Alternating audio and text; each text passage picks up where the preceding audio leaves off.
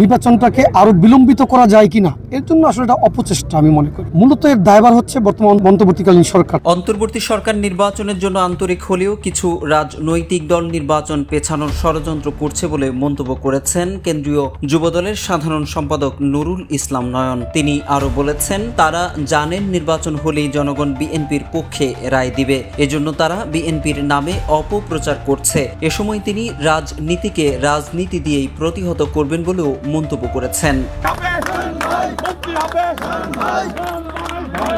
Extreme মশার coil plant fibre দিয়ে তৈরি, ডেঙ্গু চিকুনগুনিয়া বাহি সহ যে কোনো মশার বিরুদ্ধে দেয় এক্সট্রিম সুরক্ষা। আজ 10 অক্টোবর শুক্রবার বিকেলে ভোলার চরফ্যাশনে সর্বস্তরের মানুষের গণসংবর্ধনা অনুষ্ঠানে উপস্থিত হন নুরুল ইসলাম নয়ন।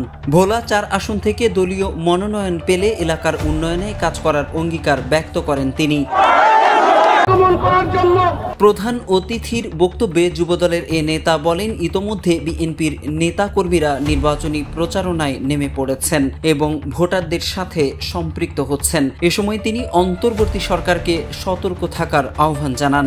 অন্তর্বর্তীকালীন সরকার নির্বাচনের জন্য আন্তরিক এবং এটি নির্বাচন হবে, কিন্তু যারা মনে করছে যে নির্বাচনটা যদি খুব দ্রুততম সময়ের মধ্যে হয়ে যায় তাহলে ফলাফলটা বিএনপির পক্ষে চলে আসবে। এর জন্য বিএনপির বিপক্ষে তারা যে যত অপপ্রচার করার সুযোগ আছে তা করছে এবং নির্বাচনটাকে আরও বিলম্বিত করা যায় কিনা এর জন্য আসলে এটা অপচেষ্টা আমি মনে করি। আমাদের নেতাকর্মীরা ইতিমধ্যেই নির্বাচনের জন্য মাঠে নেমে গেছে, ভোটারদের সাথে সরাসরি সম্পৃক্ত হচ্ছে, ভোট চাচ্ছে।